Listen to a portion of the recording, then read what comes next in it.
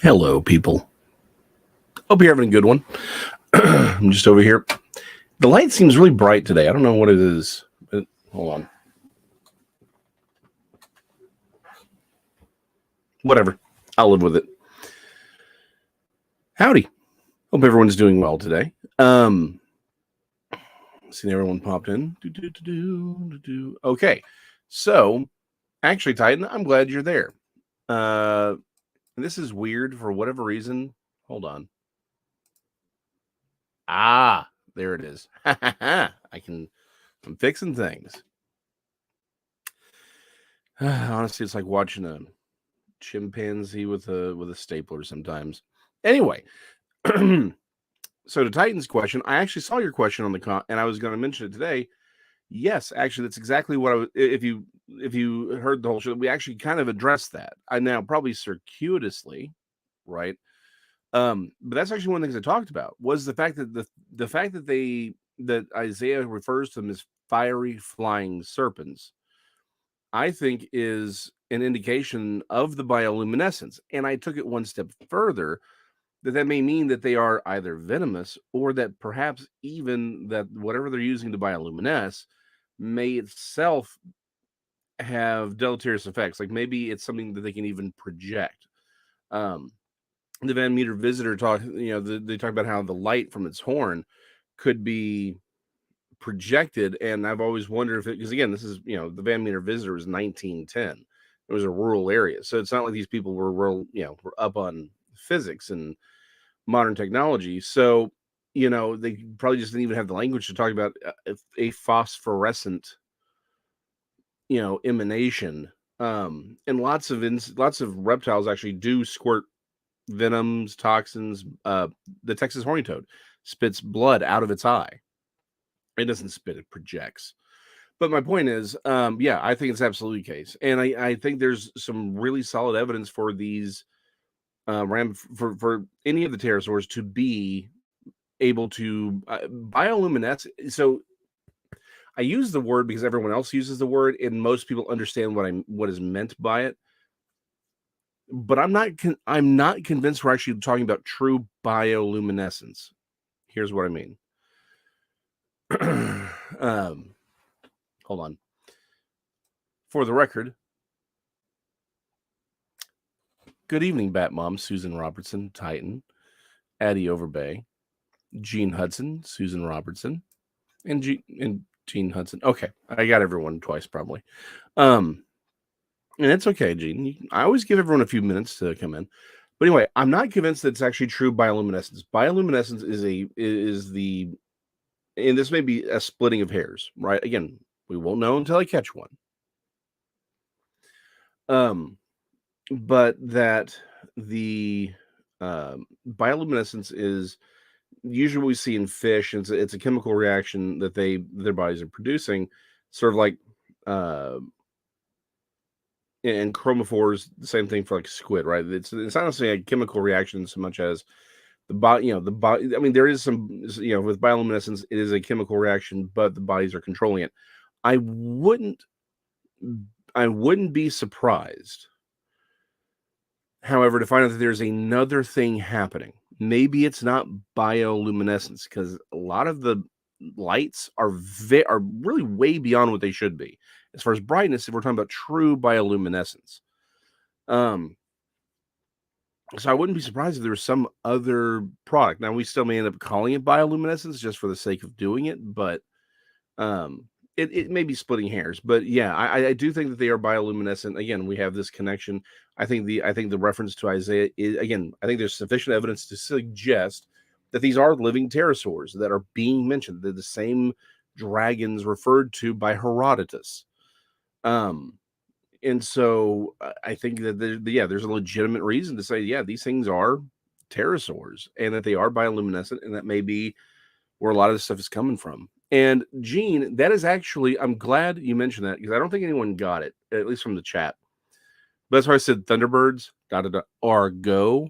That was a reference to the television show. So, okay, so Titan, that is actually what we started the entire show off with. Was I really want to get rid of the name Thunderbird?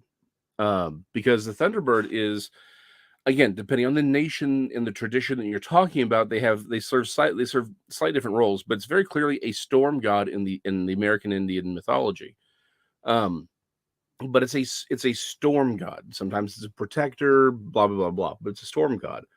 And I think it is presumptuous and arrogant for us as modern Westerners to kind of look at it and say, oh, well, we have these giant birds being seen. We have these, and that must have inspired their mythology. I don't think that's the case. Now, they may have been personified, maybe, but I think it's because, unfortunately, I think there is an unfortunate desire because the cryptozoological world is run by people who have who have the Darwinian perspective, right? So there's this desire to take all of, to use cryptids to explain all of mythology, and particularly American Indian mythology. And honestly, I'm going to say that's racist. I'll even take that next step, because what they're saying is, hey, these people were too primitive to have their own religion on their own, so they must have just been inspired by these cryptozoological creatures. Instead, again, like let's look at Leviathan. Hey, cheese freak.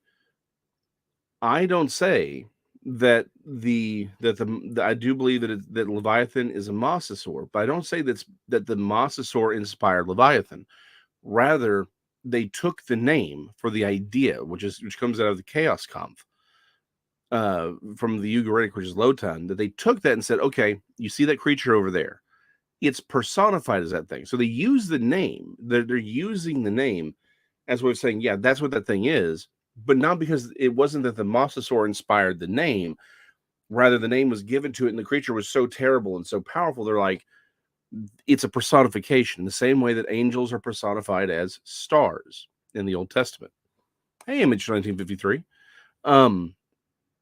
In the same, I think it is. You could argue in the same way that maybe some of these giant birds were pointed to and used as personifications, but I don't think they inspired the mythology.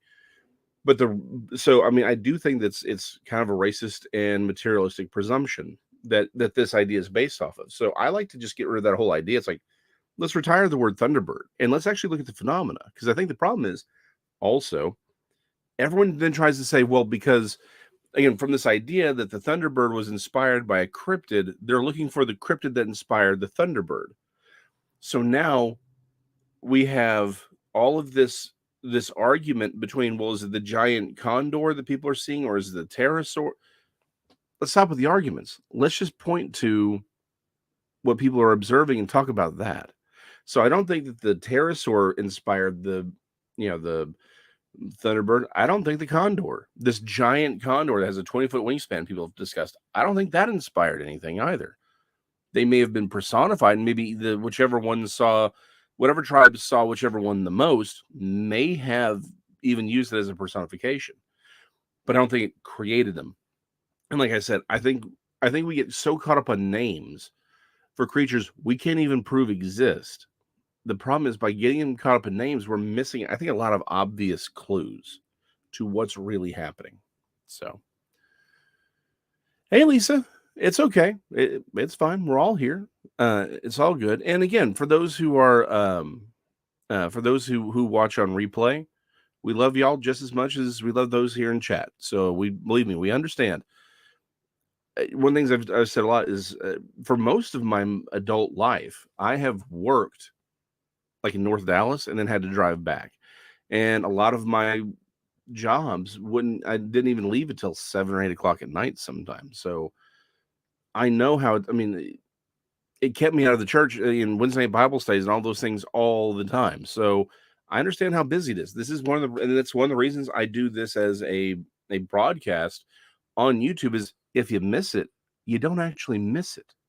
You can watch it whenever you can watch it at 2 a.m. if that's what you want to do. It just means you can't necessarily interact in real time, but you don't miss anything. And that's why we do this. So you're just as valuable as Davy Jones Locker, who just showed up. Hey, Davy.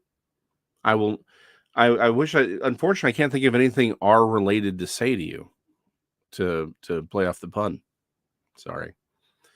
I'll come up with something though. It'll happen when you're least expecting it. So Titan, I hope that answers your question. I do think that the fiery flying serpents of Isaiah are living ramphoractoids.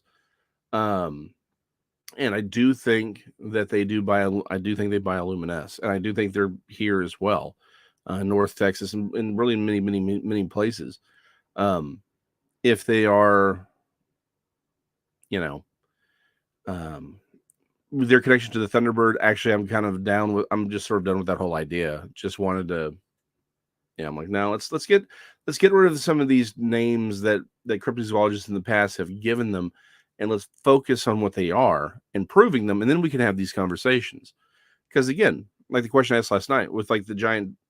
In fact, I didn't even say this. I really wish I had now because it didn't occur to me to say it last night. But one of the things I've even been wondering is, what if we aren't actually seeing? I did talk about the possibility of like the flying humanoids and the paranormal stuff, the metaphysical stuff. That there does seem to be a connection to owls. Maybe these giant condors aren't what we think they are either. Maybe they are like the Lechusa or some of these other things that we've got confirmation. We have a story of again, they catch an owl the size of a human, they lock it in a barn, and in the morning it's a naked woman. Okay, that sounds like witchcraft to me. What if that's what these birds are? These giant condors. What if that's what they are? And that's why we don't ever find feathers, because they're not really feathers. But this is the thought I had. I wish I had mentioned it last night, which is this. What if there are no condors? I mean, not like the California condor, but I mean, it's what if it's the when people are seeing them, what if they're just seeing pterosaurs, the bigger ones, but they can't process the idea that it's a pterosaur, so they just describe it as a bird. Just a thought, just something to play around with. Cheese freak, yes, I do have many thoughts on Ezekiel's wheel, and that is the correct prophet. And I'm going to do an episode on that when Sirupapers comes to Thursdays, but I'll give you the 10-cent version of it. It's not a wheel. Well, it is, but it's not. It's 4 wheels. More specifically, because the idea of it be a lot of, unfortunately, when even Christian artists, they've sort of bought into this idea that a lot of secular ufologists have tried to push, and it influences how they do it. If you look at a lot of the Mesopotamian art for like Marduk and some of these others, there's the idea that the supreme god sits on this throne that has chariot wheels, so it moves everywhere. That's the idea. Well, the ultimate of military technology at the time was a spoked wheel for a chariot that had a second wheel inside to support the spokes and make them stronger so they wouldn't break. It was the height of technological advancement at the time for military power. So that is how, I used to have an image of it, so you can actually see them, right? It's a picture of Marduk sitting on this throne that has these wheels on it. And it's a wheel within a wheel.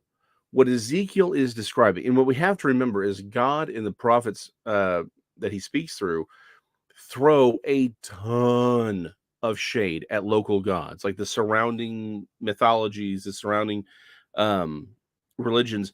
They are just throwing shade out there, right?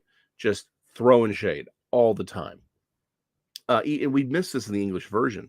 Even in Genesis, like Genesis starts off with sort of a, I'm really thinking about the polite way of saying this. Basically, it's a middle finger to Babylon.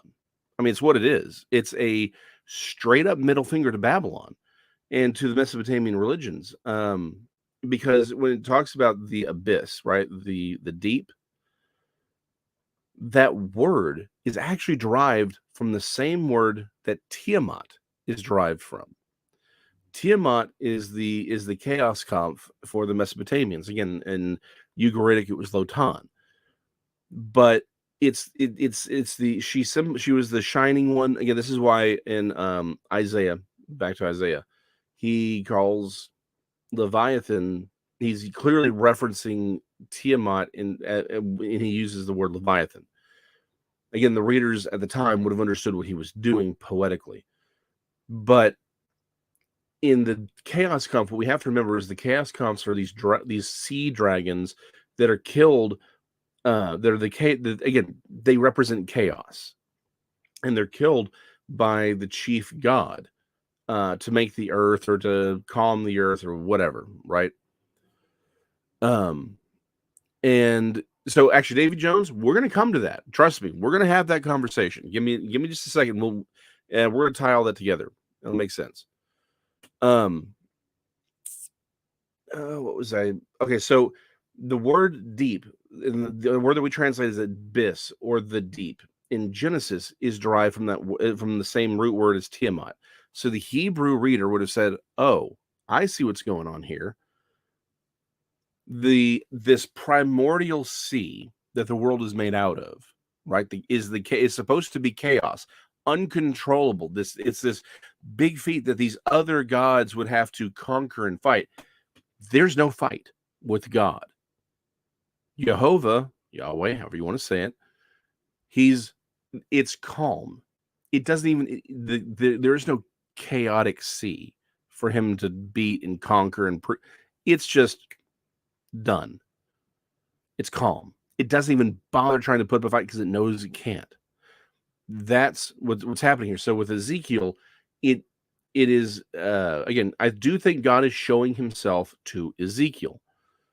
That is where I think I'm not going to speak for anyone like I won't speak for Michael Heiser, but my interpretation of what he says, and I may be wrong, and I apologies if I'm getting it wrong, but I think he and other people from that particular tradition look at things like the vision in Ezekiel is less of a vision and more like the Holy Spirit is inspiring him to write this as sort of a poetic metaphor. I think personally it was an actual vision. I think it was a supernatural, and I may be wrong. Full apologies if I ever get a chance to talk to Michael Heiser or to Dr. Heiser. I will ask him, and maybe he'll correct me, and I will apologize. Right. But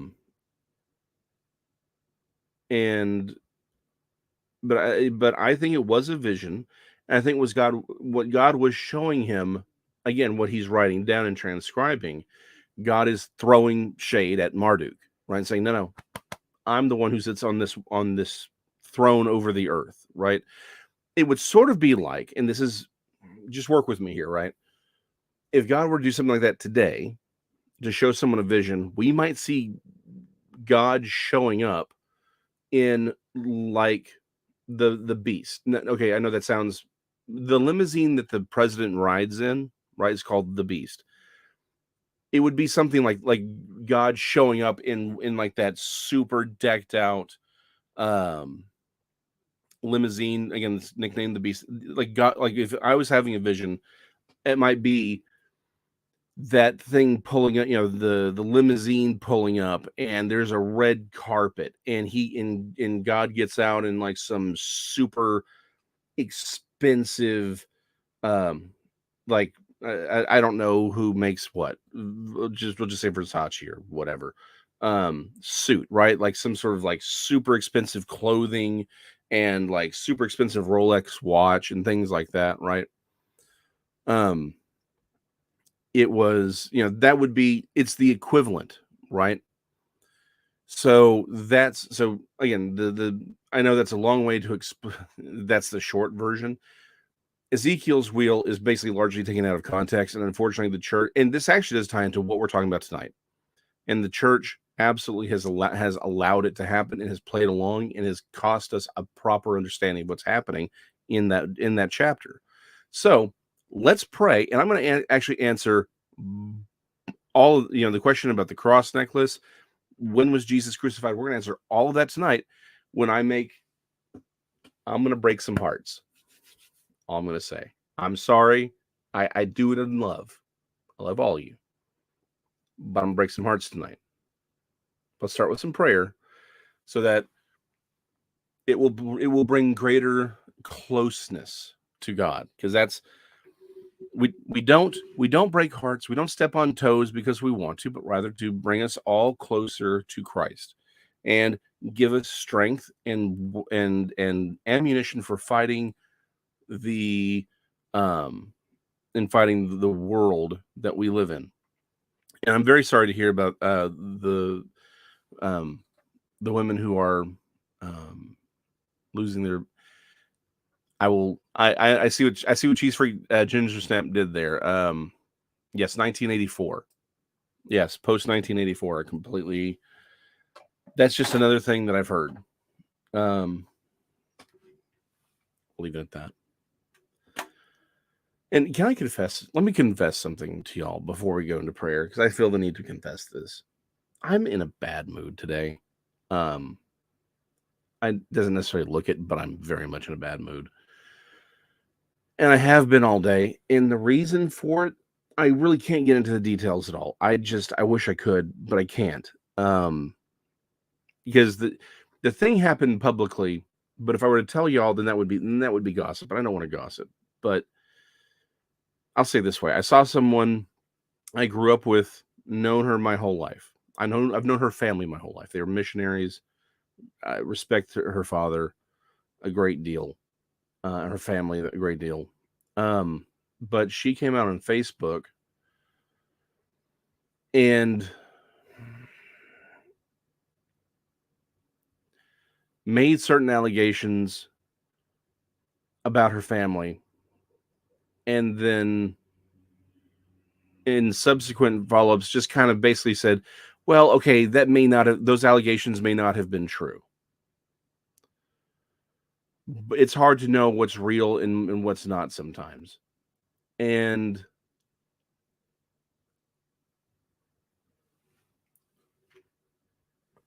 some of y'all may know, because I've said some things in the past about my own life. I've seen enough and I've been through enough to know anything can happen to anybody.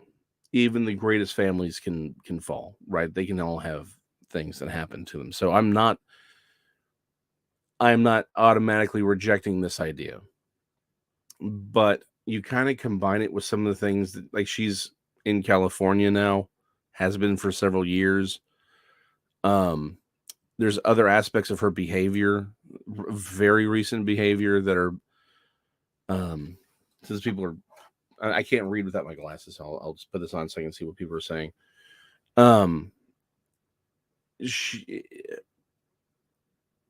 Her behavior as of late is honestly worrisome. I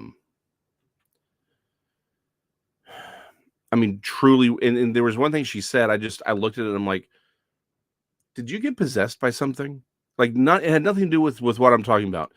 But this other point she referenced, I'm like, and again, there's so much there. I won't speak about. Just, she's gone off the deep end. She's gone off the leftist deep end. I mean, full blown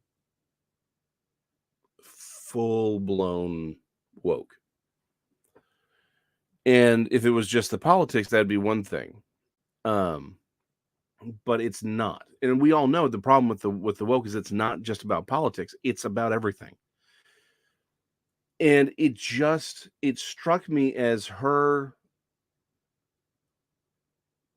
She's accusing her family of some of one pretty terrible thing, and then in the same point saying, but it's probably not real, but it's real because I want it to be real, even if it didn't actually happen. And then you look at sort of the other things that she's talking about, and you're like, you just brought all of this crap on your family to feed your narcissism. It put me in a bad mood, so I'm going to say. I have not been as polite. That's all I'm going to say. When I've been talking about this to myself, or when I was talking about it with my wife, I have been less than polite about this whole situation. Is all I'm going to say there. And it's like, you're putting this out on Facebook because you want attention. And it's like, it's like, I'll even put what the hell you're putting your family through, I'll put that to the side for a moment. You don't get to I'll use her language.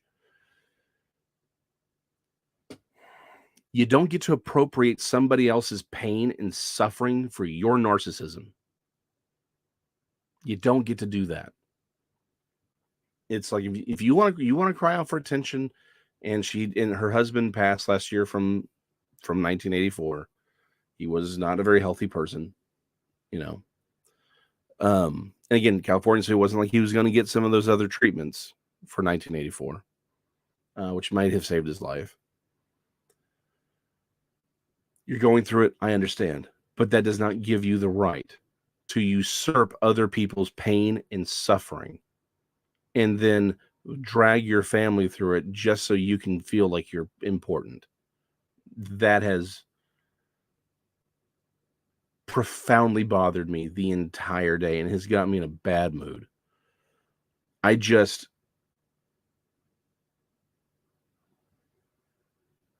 It's hard. I'm really trying to, like, just be like, forgive her, move on. It's not, it's like, I have no say in this. That's why I haven't pinged her on Facebook. She went off the deep end years ago. But just to see this, and I'm like, I can't help. I can't do anything. All I gotta do is pray. But I mean, you don't get to appropriate the crime that she has accused her family of, because I've seen that and you don't get to take that kind of pain and be like, look at how special I am because I imagined this happened.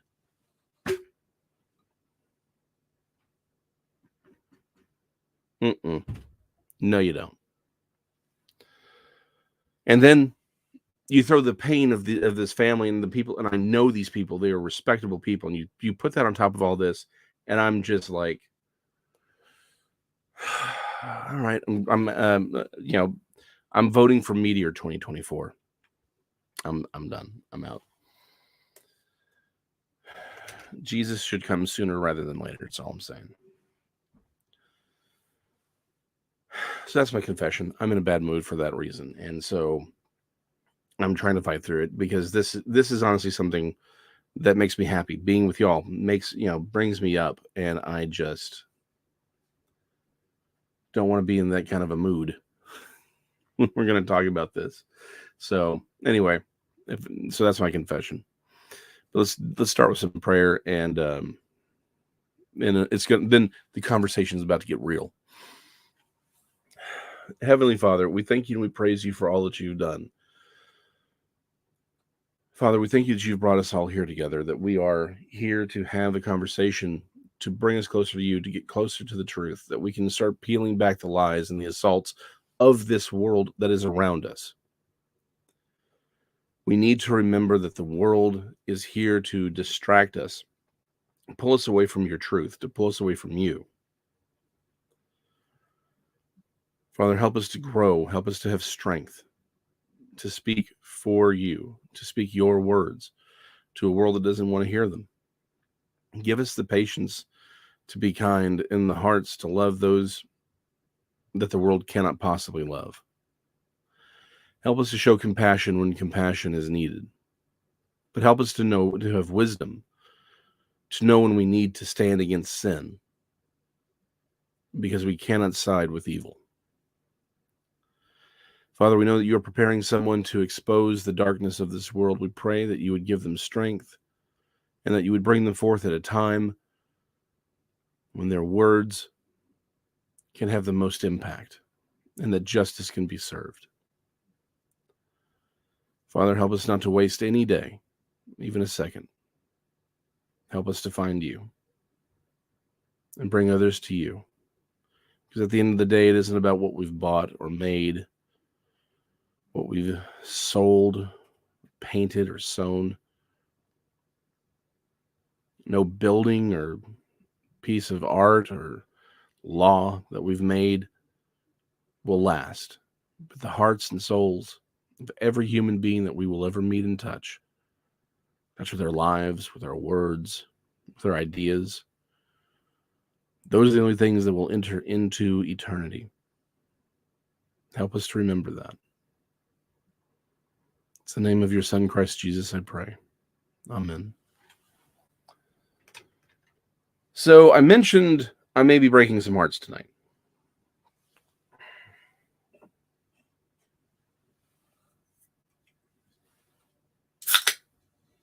And I'm gonna.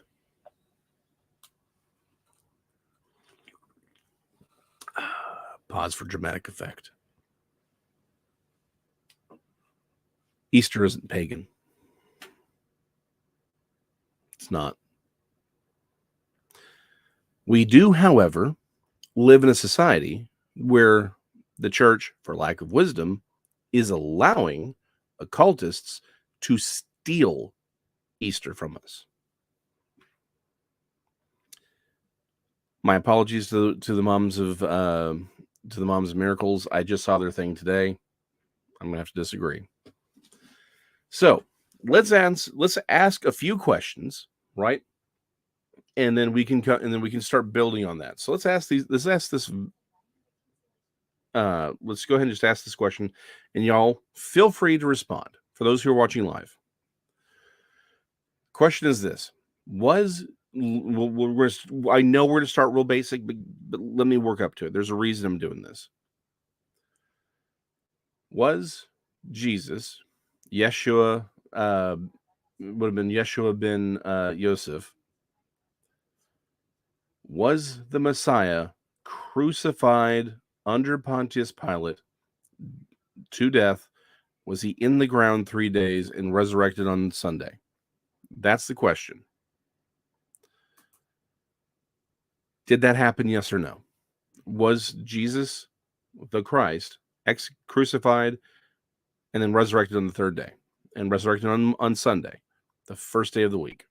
Did that happen, yes or no? Type it in the chat. I'll give everyone a moment. Excellent. Wonderful. So, and I know y'all are great. You're smart people. You knew that Jesus isn't some borrowed mythology. Let's just put all that crap aside, right? That the pagans like to say. Let's just put all that aside. So we know that. Now, why do we celebrate the remembrance of his resurrection the first Sunday after the spring equinox? Why do we do that? Is it because of some pagan tradition, some occultic tradition?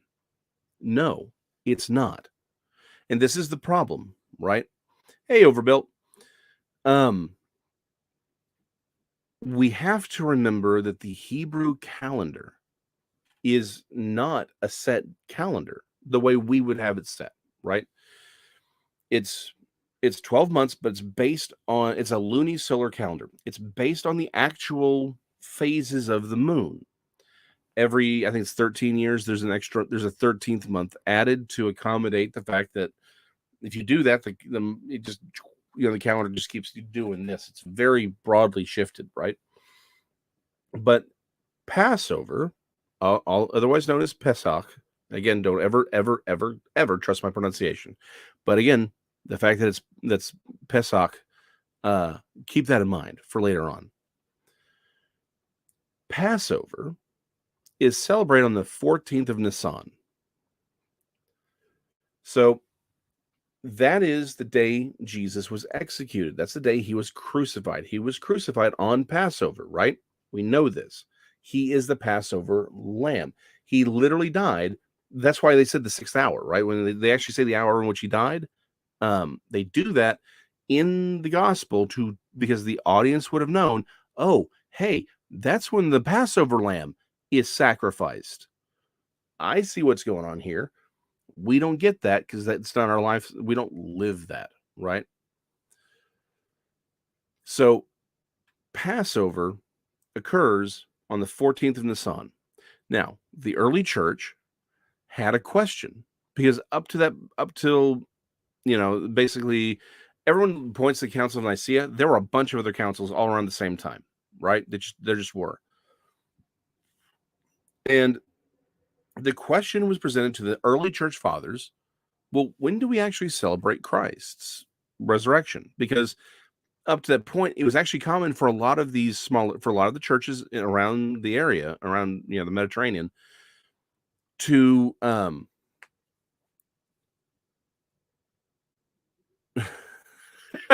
just saw overbuilt it.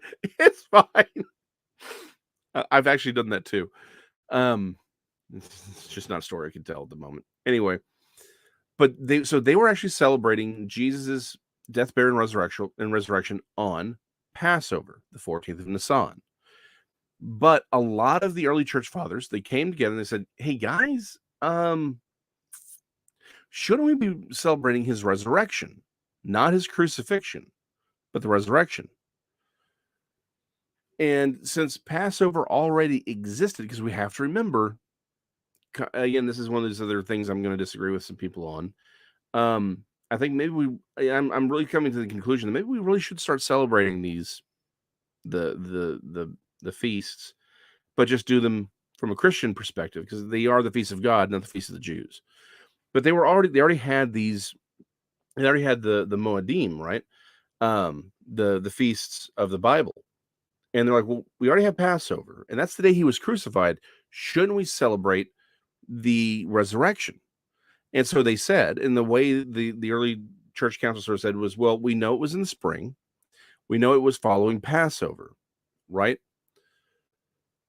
So what they did was they said, okay, because the Jewish calendar just moves so much because of its thing, they said, okay, it'll be the first Sunday after the spring equinox. And it was that way. It would always, that's why it moves on our calendar so rapid, so much. You're like, why is it here, April here, and March over here? What's going on? It's because it's moving with the equinox, right? As far as how, the spring equinox, it's that first Sunday. Oh no, I'm sorry. It's hold on, I have the calculation right here. I put a link to what I thought was a really good article on this. Just it's not just the first equinox, it's the first Sunday after the first full moon after the spring equinox. That's what it is. Sorry. And they did that to say Sunday is when we should celebrate, because that is Jesus's resurrection. That's what we do. We're Christians. So it wasn't because it's again, there's no pagan holiday that the Christians were trying to celebrate or Christianize. They were just saying, we want to celebrate the resurrection of our Lord on the day of his resurrection. To answer, and this is a great time to answer Cheese Freak Ginger Snaps question: was Passover the day he was crucified, or the day the death angel passed over the Egypt? Yes, it's both. Passover, Pesach, or Peshach, I don't know. So again, in the Exodus story, Passover is the day that they put the lamb's blood on the beams and the lintel, and that the angel of death passed over the Israelites and any of the Egyptians who sided with them, who were in those homes. That's Passover. That's why we call it Passover. The celebration of Passover there was a special Passover lamb that was sacrificed every year in remembrance of that. Jesus is also the Passover lamb. He was crucified on Passover. I actually do believe that Jesus's crucifixion occurred on Wednesday. I think he was crucified on Wednesday. I think they had Seder on, Seder like Tuesday night. Again, you have to remember the Jewish day is sundown to sunset to sunset, right? So the sunset starts the new day. I personally am of the opinion that he was crucified on Wednesday. He was in the earth. He was in the tomb Thursday, Friday, Saturday. Resurrected on Sunday, the first day of the week. And there's a lot of reasons for that. I actually go back to again, been a big influence in my life, the Bethlehem Star. If you go back, there were certain things that they were able to track, because again, they talk about in Acts. Paul mentions the blood moon in Joel, the prophecy in Joel, but the sun turning to, or the moon turning to blood, the sun turning to sackcloth. That's a reference to Joel. Well, he talks about that. Well, we can trace that because it's an actual thing. It's a lunar eclipse. It's a solar eclipse and lunar eclipse. We can find out when those were visible, or when they had that. And okay, geez, Rick, we'll go through the math here in a second. So what you have is you can actually go back and use programs to say, okay, well, when was there a solar and lunar eclipse in Israel in about this time? Okay, that's here it is. It occurs on this day of the week. That's why, again, we can actually observe something tangible. We actually have something we can point and say, yep, he's describing this event. But to Cheese Freak, it's not 4 days. It said we have to remember, he was crucified. He was dead for 3 days, right? He's resurrected on Sunday. Sunday's not the 3rd day. Sunday's the 4th day, because he's in the ground those 3 days. The problem is we need to remember it's 3 days, 3 nights that he's in the earth. That's the prophecy. 3 days, 3 nights. So for that to happen, Jesus has to be in the, you can't just be like, well, there's a partial day here, a partial day there, right? And again, remember, the beginning of the day is sundown. So sundown Saturday, that's the start of Sunday for the Jewish calendar. That's when he was resurrected. So again, he's actually in the earth for 3 days. Then he's resurrected. Anyway, but yeah, so again, I do think it's Wednesday. Again, is it anything? If someone's like, well, no, I think he was crucified on Friday. Fine. Not a big deal. Right. Not a problem with me. I don't think it matters overall. I have my arguments as to why I think it's correct for it to be Wednesday, but I'm not gonna break fellowship over it. And yeah, so to Cheese Freak's point about the zodiac, yeah, it's called the Mazzaroth. We have to remember the Jewish calendar which was created by God, is designed in pattern after the Babylonian star charts. They use a lot of the same language, a lot of the same images. The stars, the constellations all basically mean the same thing. But the calendar was designed, they were supposed to pay attention to the heavens. They were supposed to be watching the heavens very specifically. So yeah, I mean, the Jewish people were particularly at the time, were very much in the stars, their alignments where they were, because you have to remember, that's how they navigated. That's how they planted crops. That's how their festivals were counting. It was an important thing for them. So, yes, that's yes, actually, Cheese Freak, I would argue that the whole Friday thing is probably Common Core math. Just saying. So, okay, so we know Jesus actually died. He was actually buried, actually resurrected. That's why we're celebrating. We know it's connected to Passover. But the early Christian church, before the Catholic Church, remember, this is before the Catholic Church. Titan, the spelling for Mazzaroth, I think it's Mazzartoh. Type in Jewish zodiac, it'll pull up. But what they wanted to do was make certain that they were celebrating on Sunday. Now, they probably could have said, well, why don't we just they could have just said, well, whatever day Passover falls on, we'll celebrate the following Sunday. But they wanted, I guess they felt like that was because it moves so wildly, they want to get as close as they could.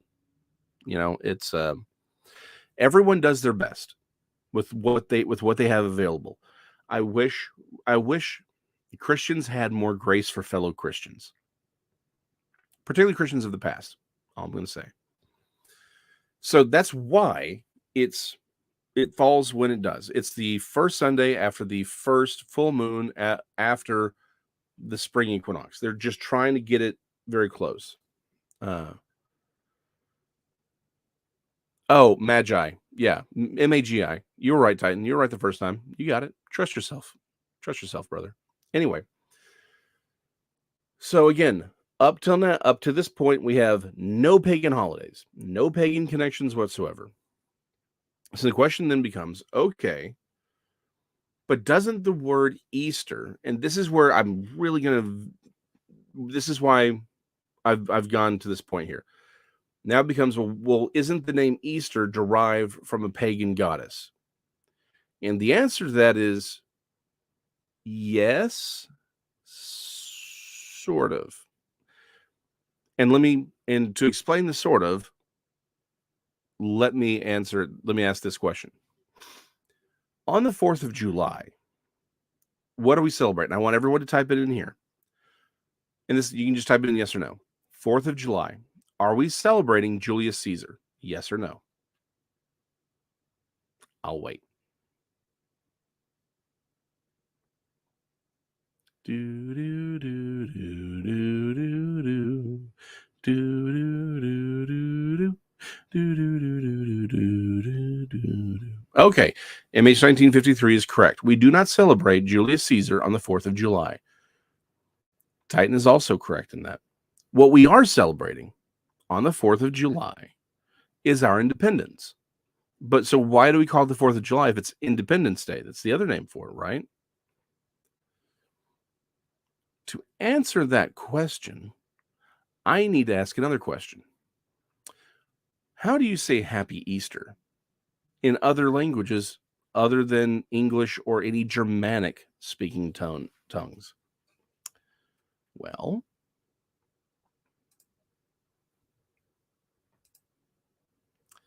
just so y'all, in case y'all, so you can read that. To the French, and I'm going to butcher this sadly, it's basically joyous Peques. In Italian, it's Buena Pascha. In Spanish, it's Felicias Pascusas. In Dutch, it's Vrolijk. Sounds like a villain. Passen. Polish, I'm not even going to try. The Poles do their own thing. In Danish, it's God Paske. In Portuguese, Feliz Pascoa. In Catalan, it's Bona Pasca. In Romanian, it's Paste Fericit. Again, don't ever trust my pronunciation on any of this. But you notice I skipped German. Why did I skip the German pronunciation? I'm going to come back to that. Let me take that down for a moment.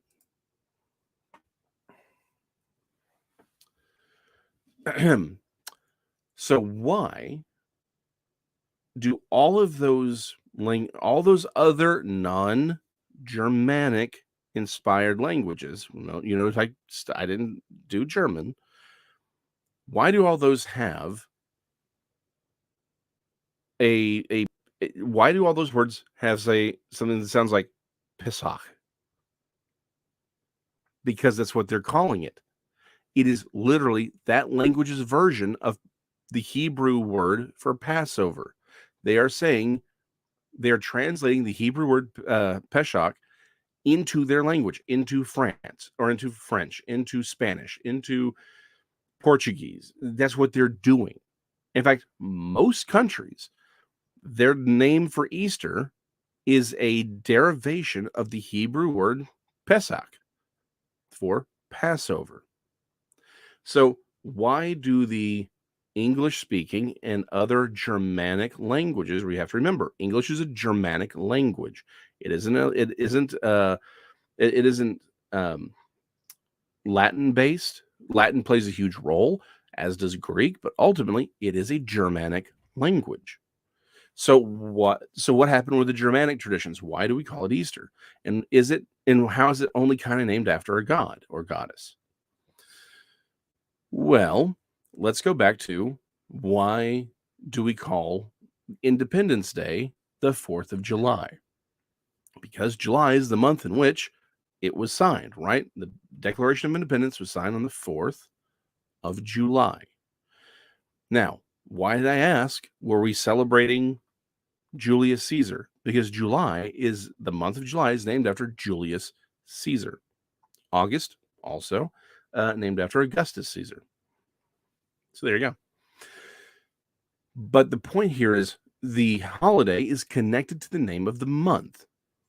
So on that, oh, did I drop it? No, never mind. I didn't. I'm not. It's because it's not there. I have it as a picture. So let me bring this up. Back in the day, way back in the day, the months of the Germanic calendar year were not January, February, March, April, May, June, July, on and on and on. It was things like Yule, Midsummer, Beltane, Mabon, Samhain, and Ostara. So these, 1, 2, 3, 4, 5, 6, 7, these 8 months, right? These are the 8 Germanic months. Those were the names of the months. Now, is Ostara, is that the name of the name of a goddess of fertility who so the month was named after her? Yes, it is the name of a goddess. Just like July is named after Julius Caesar. What happened was that the Christians in English speaking, which again, we have to remember, even modern English and English 500 years ago, barely, like we wouldn't even understand. You go back 1,000 years, you would not understand anyone speaking English, period, end of story. We have to remember they had a different calendar. Their traditions were different. They just said, hey, this is the spring month. This is when spring is when we celebrate the resurrection of Christ. So it just connected to the name of the month. It's not named after a pagan goddess. And here's the thing. Do you even know why we even know why the name of that goddess at all? The only reason. It's because there was a monk in the 7th century who recorded that fact. That's it. That's all. That's the only reason. The only reason we even know that goddess even existed is because a monk said, well, hey, this particular month was named after this goddess, and people have just gotten to calling, to associating with this with spring. So that's it. That's all. It's just, again, it's like saying 4th of July. Hey, Susan, go get some rest. Trust me, I wish I could too. So it is kind of named after a goddess, but not really. More importantly, and this is the bigger point, what's happened is, and this is really where I wanted to go. Everyone's saying, well, look at, and I'm sorry, I'm going to quote them only because I think it's a great quote to play off of. Again, much love to y'all, moms of miracles. The quote is, why is it that the witches and the occult all understand that Easter is a pagan holiday, but the church doesn't? Well, it's not that simple. We have to remember what's happening is the occult is claiming these things. And let me put a pin in that idea. And by the way, to Titan's point, yes, we were almost, we almost spoke German. In fact, English became a founding language by, like, again, to Titan's point, like 1 vote. We were 1 vote off from speaking German. But there are some scholars, I mean, like not fringe people, who will even argue that English should be considered a German dialect. Not even a whole other language that's German inspired, but just straight up just a German dialect. Because there's some German dialects that are so radical they can't talk to one another. They're like, this is just another version of that. By the way, something I just learned this last week, I find I have no end to my pleasure in learning this. The accent of in England around the time of Shakespeare would have sounded like someone from the Carolinas today. So whenever you see people talking about, Southern Shakespeare, those accents are actually closer to what they would have used in Shakespeare's day, not the modern, that sort of modern English tone that we hear and we're so familiar with. I am so going to tease Danielle about that. Anyway, back to my question. Why do we assume that the occultists are acting in good faith? And let me put the pin in that and bring it back to something we talk about all the time. Nephilim, Book of Enoch. Who loves the Book of Enoch more than us fringe Christians? Who loves the Book of Enoch more than us? Who loves the Nephilim more than us? Ancient astronaut theoreticians. Occultists. They love Enoch way more than we do. They love talking about the Nephilim way more than we do. Should I then use their conclusions about the Book of Enoch? Should I then say, well, their conclusions about the Book of Enoch must be correct? Should I give them the word Nephilim and say, yeah, we should we should go ahead and, the Sitchin himself told us that the word Nephilim meant, those that from the fallen ones, or those that from the heavens came. We should use that definition in our understanding of the Nephilim. No. If you said that to me, I'd smack your face and ask you, are you high? We shouldn't use ancient astronaut theoreticians' opinions on these books, on the Nephilim. Instead, I point out it doesn't even look well. First Enoch. We're talking about First Enoch here. We're not even talking. I would look at you and say, no. They don't even get the word Nephilim right. Nephilim does not mean those from the heavens came or the fallen ones. I would look at scholars like Michael Heiser and say he proves that Nephilim means giant. That's what it means. Period. End of story. Technically, Nephilim would mean giant ones, but you get the point. We don't acquiesce ground to the occult because they like something or they have a story that sounds good. We don't. We point out where they're wrong, stand on the truth that they're wrong, and we correct them. But when it comes to Easter and Christmas, and I'll do a Christmas thing later on, I'm not real big on Christmas to begin. I mean, I like the idea of fellowship, helping people celebrate. I like the lights, but yeah, I mean, it's not, again, it's very, very different from Easter. But why is it with Easter, those of us who are trying to get rid of the world's corruption, why is it we just give them? Why is it we just give them Easter? Why is it we say that these are all clearly inspired by pagan traditions? We should eschew all of it. Why do we trust their words? Because here's the thing: they're not going to go through they don't walk through this that I'm talking about.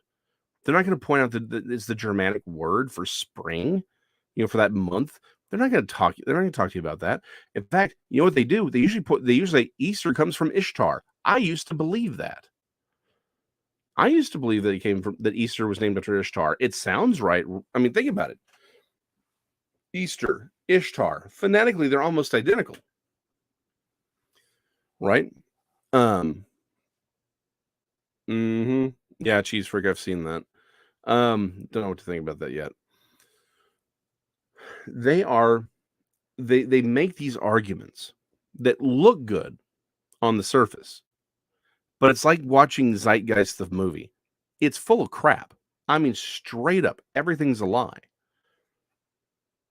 They're trying to we have to remember these occultists are not after, they're not acting in good faith. The demons behind, even if they are programmed and they're blinded to the truth, the demons behind them know what they're doing.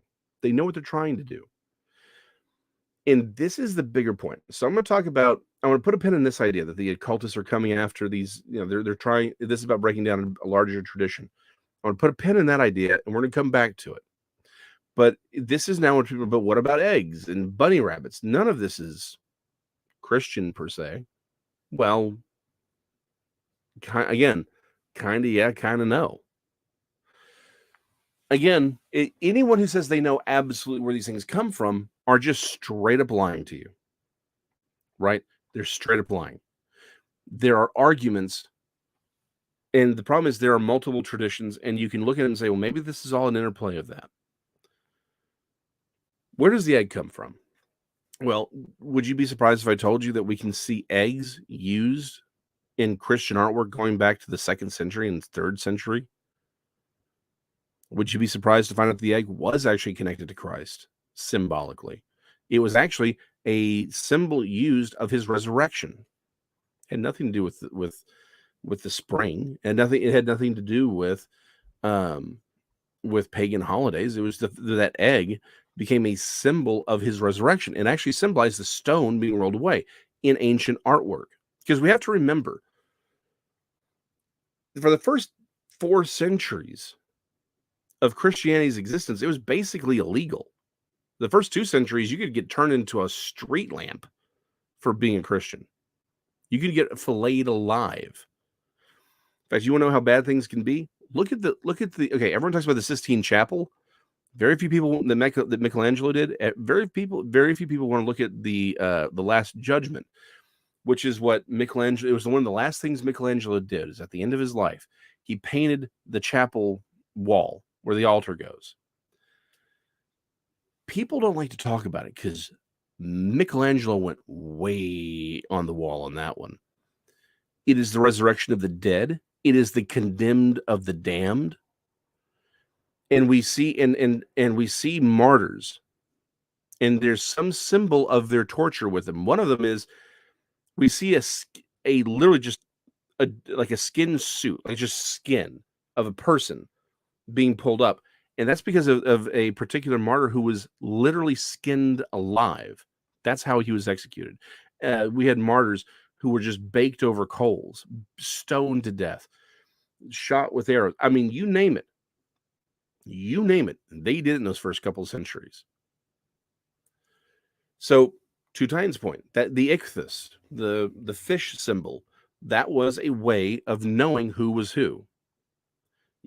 Someone would be in like like the, sort of the market, and he'd draw one half. You would then come up beside him. You'd draw the second half. They'd wipe it away. And he'd show you where the church was, where that church was meeting. The egg came to symbolize Jesus' resurrection. Now, why is it colored? Now, that's a great argument. That's a great question. In fact, there's 2 arguments for this. There are accounts of Mesopotamian Christians dyeing them red, right? Because, I just saw Lisa Lou's comment about the living in Charleston. Well, there was pre-Christian traditions, dyeing eggs and things like that, but they took that tradition and said, okay, we want to dye them red because it is to symbolize Christ's blood. So that's one. There is a second argument for where this tradition comes from, and we have to understand that there are multiple lines of tradition, right? Yeah, Titan, we are. And the thing is, people exchange ideas. Things that are useful, things that are common in one place can get transplanted and then changed and recycled. Each culture does this. One of my favorite examples of this is the Phantom. During World War II, a lot of the some of these smaller islands, right, that we had small bases on to refuel and restock, and everyone's familiar with the cargo cults, right? My favorite version of this, though, is the Phantom, because the Phantom comic strips that these soldiers would have all these comics, these magazines, and they'd give comic books and newspapers, and they'd give them to when they were done with them, they'd give them to the Islanders. So the Islanders loved them, and they loved the Phantom, right? They loved the Phantom more than anything else because they saw themselves in it. And so today, you can go to some of these islands and they have Phantom artwork. Like they have it on their shields. They make their own comics. These are, again, these are very primitive societies. We were talking about Neolithic existence, but they love themselves some phantom, man. But so they took something that was an American product, the Phantom, and they turned it into their own version of it. It's still clearly the Phantom, and that's what they're doing. But they're reinterpreted that into their own culture. That happens with us. So we have these Mesopotamian Christians who were, they saw the egg as a symbol for Christ. They were dyeing it red to celebrate his resurrection, to say, look, this is the dyed egg was for his crucifixion, and the white one was his resurrection. Or I guess they had other colors, because again, not every egg is white. But what happens over in Europe? Well, Catholic Church steps in. They made it for Lent, you couldn't eat eggs. I mean, the meat thing I kind of get on some level, but why eggs? I'm not a middle-aged Catholic priest, so I don't know. But they did. And so it became a tradition, because again, a hard-boiled egg will keep for a while, right? A little while longer. And remember, Middle Ages peasants, you needed every calorie you could get. So they started hard-boiling the eggs. And they would eat the eggs on Sunday as part of the celebration, because it's like, well, we can eat them now. Jesus is resurrected. Eat the eggs. And there's the theory that this is where the whole, the Easter egg hunt sort of originates out of. Again, the Easter egg hunt isn't something that even happens until very, very recently. I'll come back to that. But the tradition of hard-boiling eggs and celebrating the resurrection of Christ with eggs comes out of, at least in the Western Germanic-speaking European tradition, comes out of the fact that you couldn't eat eggs during Lent. The Catholic Church said, nope, you're not eating eggs. Again, I don't know. I'm just a dude in art desk. I don't know why, but they chose that.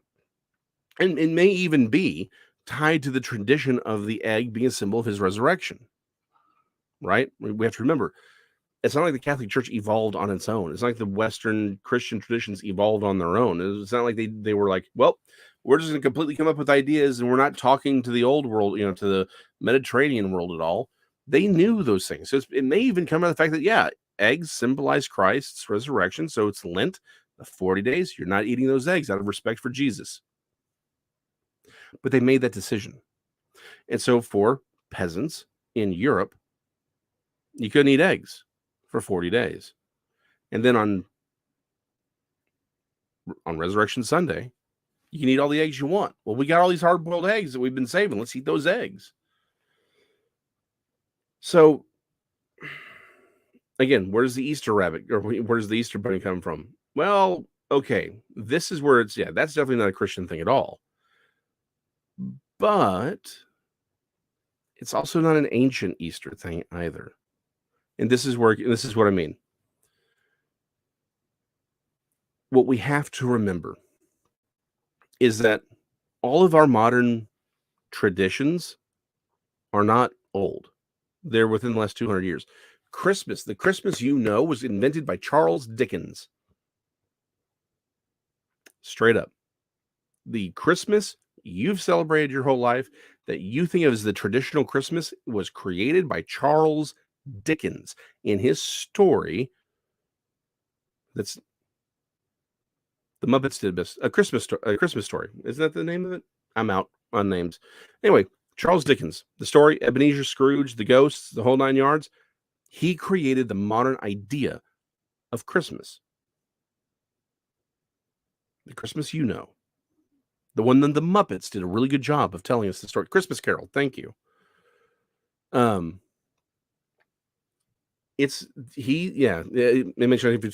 Titan, it makes y'all all got my back on this. You know what I'm talking about. So Christmas Carol, that's the modern Christmas comes from that. Same thing with Easter. You have to understand how we just don't get how much has changed over the last 200 years. And this is the thought I want to end on. Well, this is the second to last thought I want to end on.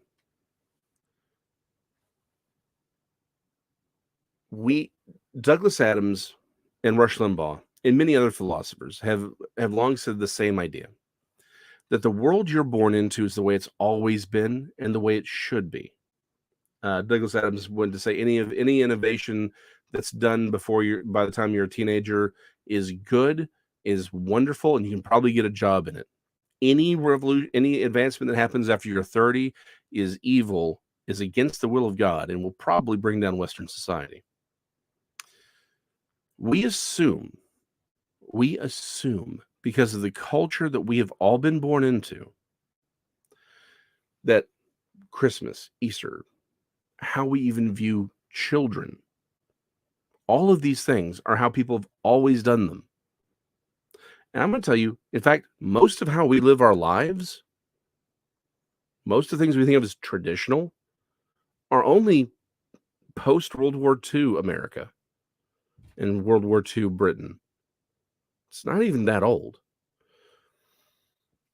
We just do not understand how much the Industrial Revolution, as I fix my mic here, how much impact the Industrial Revolution has had on our view of childhood. Childhood didn't exist. Adolescence did not exist until very, very recently. I want to say it was James Adams, but he was like 13 or 14, and he was an ambassador to France. Now, let's be honest, it's for the French. So, but yeah, anyway, point still stands. Adolescence was a modern idea. The idea that you should reward children or you should do things to be with your family. This is a modern idea, people. This is not an ancient idea. This is what we are experiencing, the prosperity that we have. And yes, as bad as things are now, this is one of the most prosperous societies to have ever existed on the face of the planet, period, end of story. I will fight anyone who argues.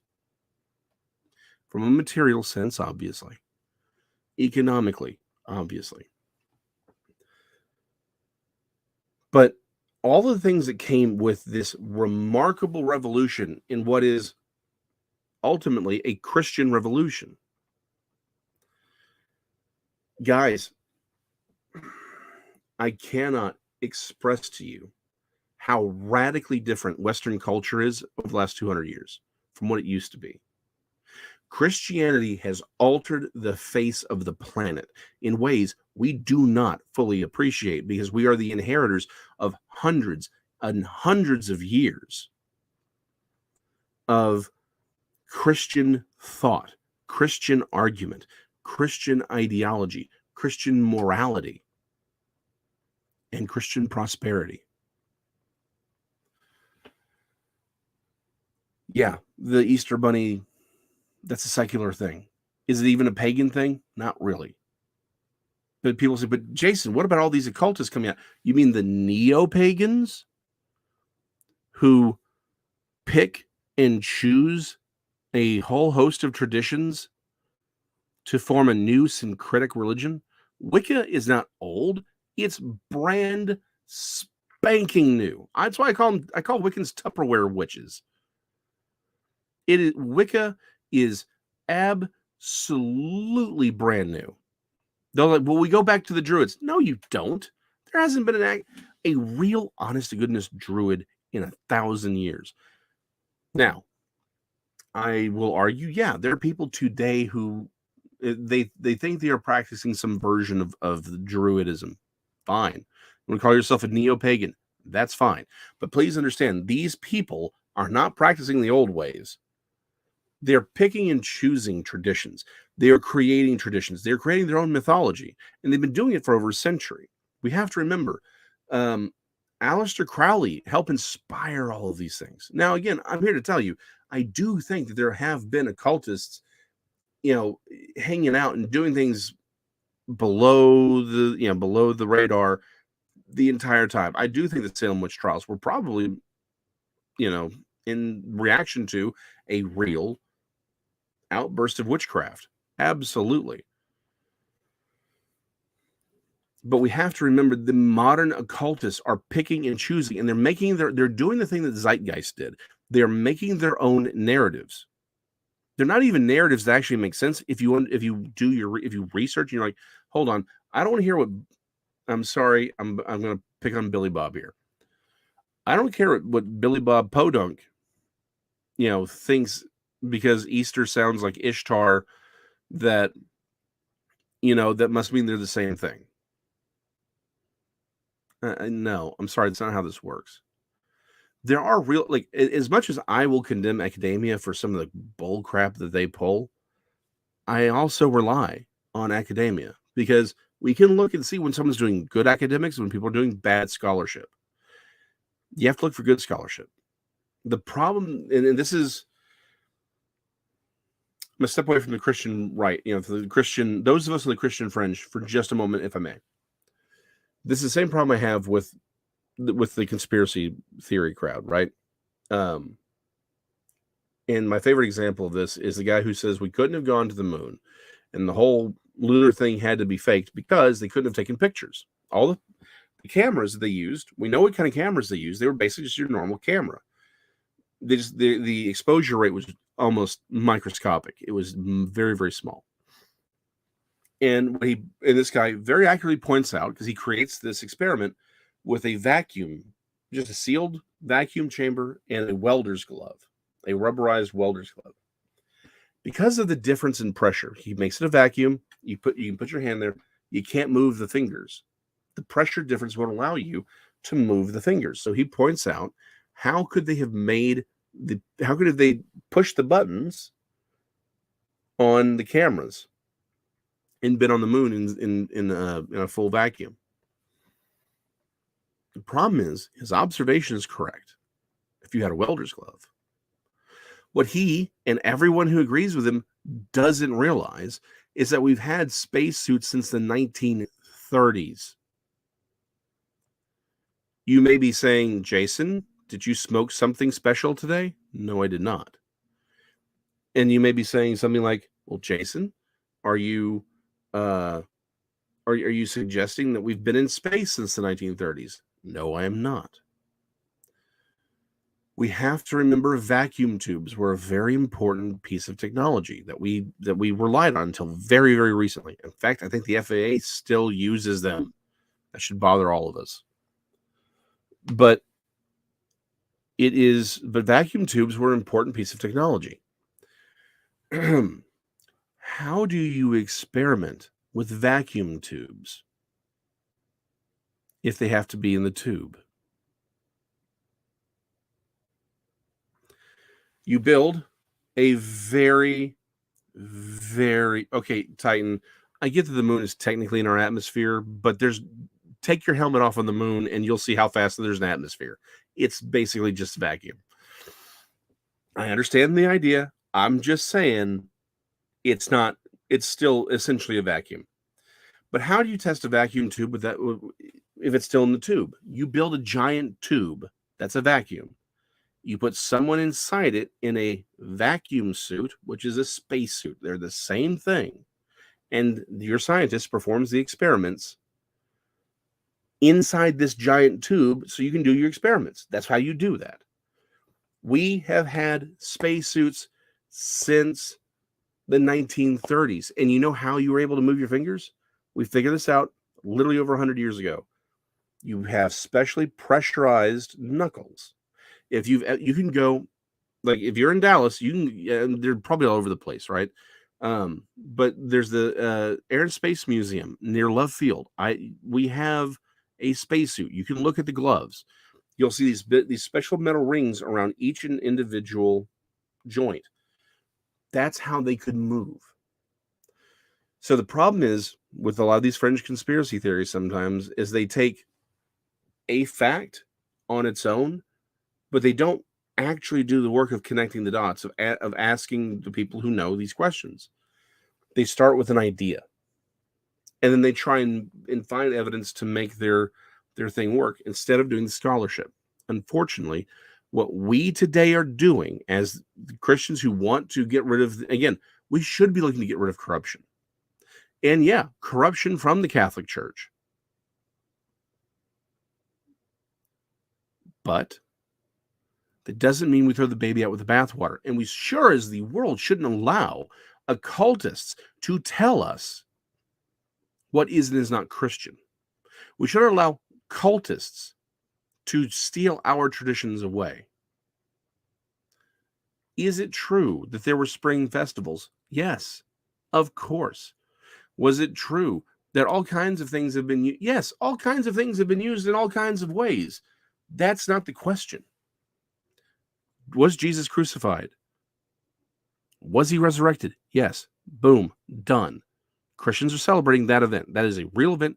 That happened. Did it happen on the day that we celebrate it? Well, no, because we just don't know which act. All we know is it was celebrated on Sunday. Why? Because that's the day he was resurrected. The early church said, we want to celebrate his resurrection. Passover, we can celebrate his death. But we want to celebrate his resurrection on Sunday. So they found a way to keep it in the spring, in a way where anyone, anywhere could celebrate it. We have to remember, calendars, cell phones, computers, that we can just look and say, oh, look, that's the day. They didn't have that. They knew that whatever day they needed, that they wanted to pick a day that anyone, anywhere, at any level of technology could know. That is the first Sunday following the first full moon after the spring equinox. That's why they picked that day. It has nothing to do with the occult.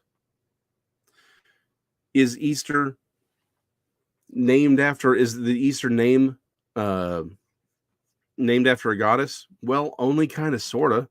It's in the same way that the 4th of July is named after Julius Caesar. It wasn't some secret recognition of a goddess. It was the name of the month. And because we didn't have it, there was no other name given for it. The early church didn't turn around and say, okay, we shall officially name this. Now, I like the phrase Resurrection Sunday. I like that. I say name it what it is. And I'm also a Texan. We're terrible at naming things. Cedar Hill was named after the fact there were cedar trees on a big hill. Mesquite is named after the mesquite trees. Round Rock was named after a giant round rock. I'm sorry, Texans suck at naming things. We just do. That being said, I like Resurrection Sunday because that's what we're doing. We're celebrating the resurrection of Jesus Christ. Now, the egg thing, is it pagan? No. The bunny thing. Honestly, the bunny thing was probably just a marketing scheme. It's like Santa Claus. We have to remember, the reason we have so much secular interaction with our religious experience is because as Christians, we won. We won in Western culture. Like, that's it. Last 1,000 years, Christians weren't, okay. Well, aside from last couple hundred years, because you got the Protestant Reformation, the Catholics were real, burn happy for a while. Anyway, but last couple hundred years, no one's been killed for being a Christian, right? I mean, by and large, the culture was Christianized. We won. People wanted to sell to Christians. They wanted to recognize and bring people together. We have to remember that a lot of Protestants didn't celebrate Easter per se because they preferred Passover, because they were trying to separate themselves from the Catholic Church, but because the Catholic Church had become so corrupt, a lot of their holidays were about drinking. May have been more the Irish, but anyway, these things are complicated. We have to look. And to Gene, yes, we won the actual victory, but we have to. But I'm talking about on a material level. Christianity won in Europe. That's why we're prosperous. Our culture is so prosperous and advanced because of 2,000 years of Christian thought. Because for one brief shining moment, the Western world embraced just the tiniest sliver of God's truth and built their culture on that. That's it. We won this argument. That's why we're prosperous. That's why we've gone to the moon. That's why we have satellites leaving our solar system. That's why we have more prosperity than we've raised the living standards of every man, woman, and child on the planet. We have raised the life expectancy in the third world. because we had just the tiniest sliver of God's truth accepted by the culture. That's all we had to do. Basic principles.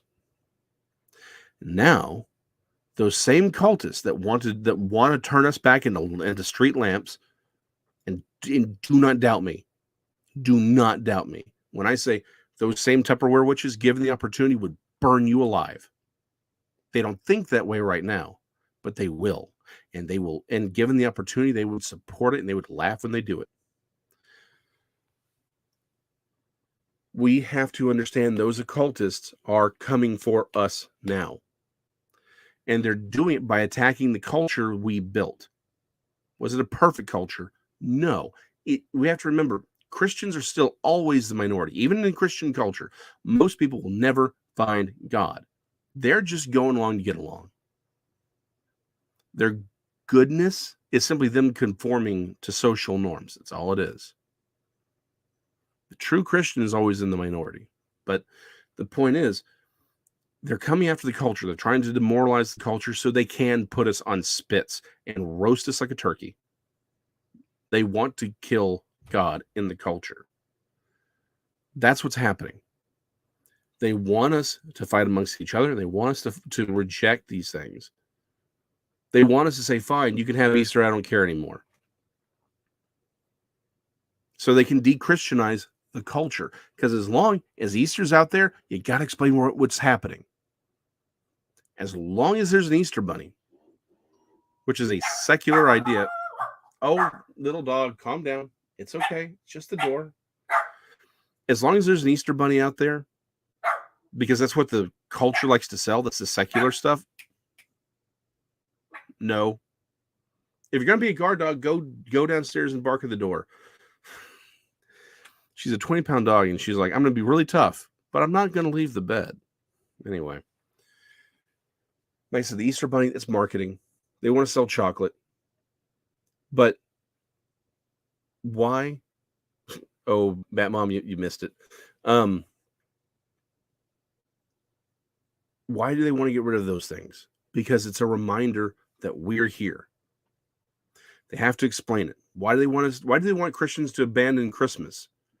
So they don't have to be reminded that Jesus existed and exists today.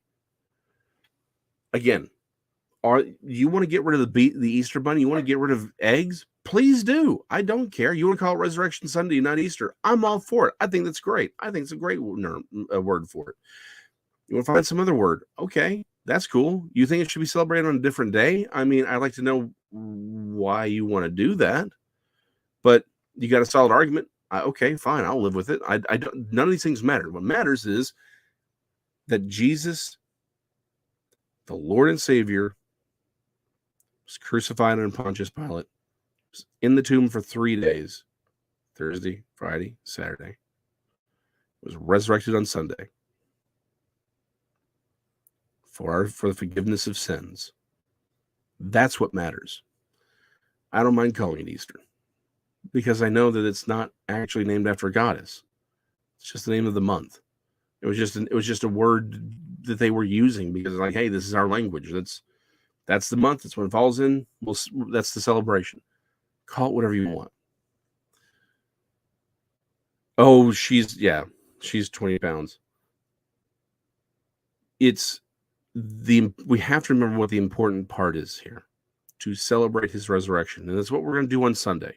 I didn't work it out this way. The Holy Spirit knows what he's doing.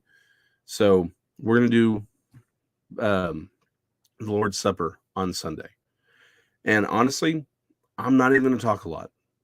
I'm going to read the story because there's nothing more I can add to that. But for tonight, let's not give the occultists the victory. I don't care what you call it. Call resurrection. I prefer Resurrection Sunday. I do. I don't usually celebrate with eggs. I haven't. It's never really been my thing. I mean, none of these things matter to me. Christ is what matters. Should we endeavor to get rid of corruption? Yes, we can, and we should.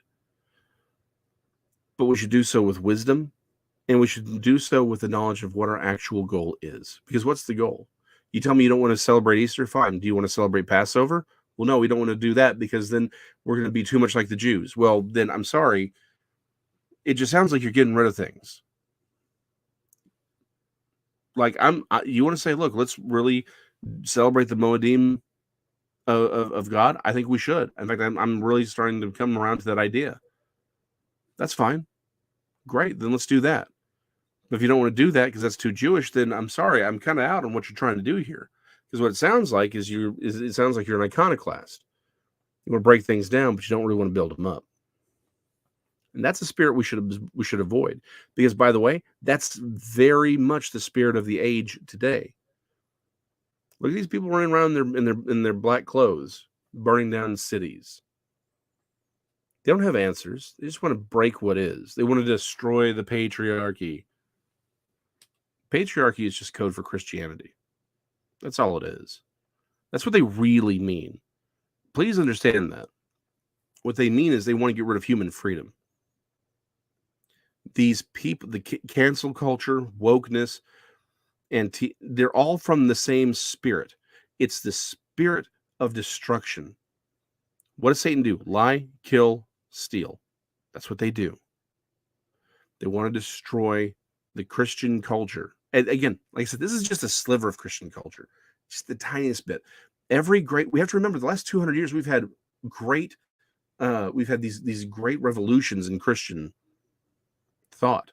Particularly here in this country, I cannot stress enough how much we have impacted the world. We really have. These great coming. Has that always been there? Do you know why the idea of the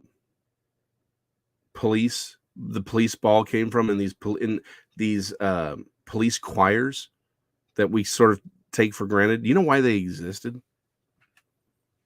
It's because one of the Great Awakenings in the 1800s, the impact of those preachers was so great that crime dropped to the point that the police didn't have anything to do. The idea that families should spend time together, loving each other, relaxing. That's a modern idea created by Christianity. Why did we have kids finding eggs? Again, came out of Lent. So it became tradition in Western cultures to celebrate Christmas with eggs, or Easter with eggs. That's it.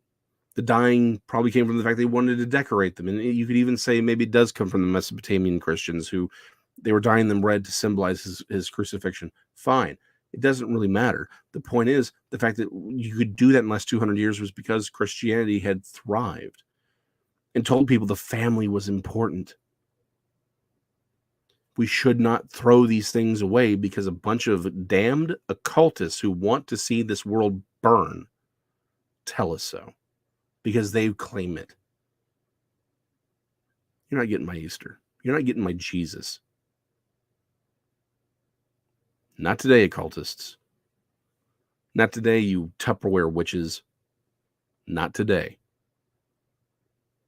There may come a day when celebrating Easter is illegal.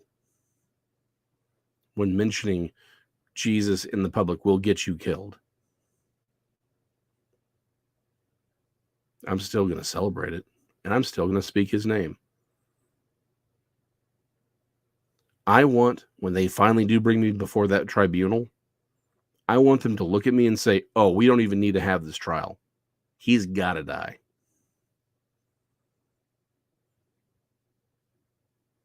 That's what I want. I'm not going to give a single inch.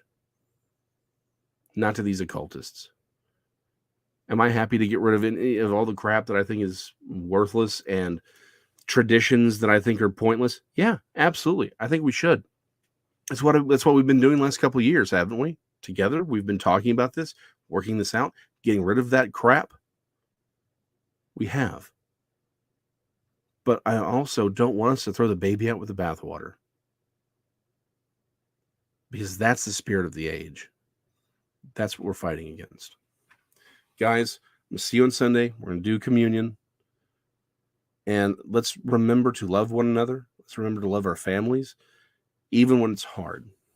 Even when our family has gone off the ever-loving deep end. Let's try to love them and pray for them and have pity on them. Because it is, at the end of the day, they are to be pitied more than anything else. There, but for the grace of God, go I. Let's always remember that. I'll see y'all later.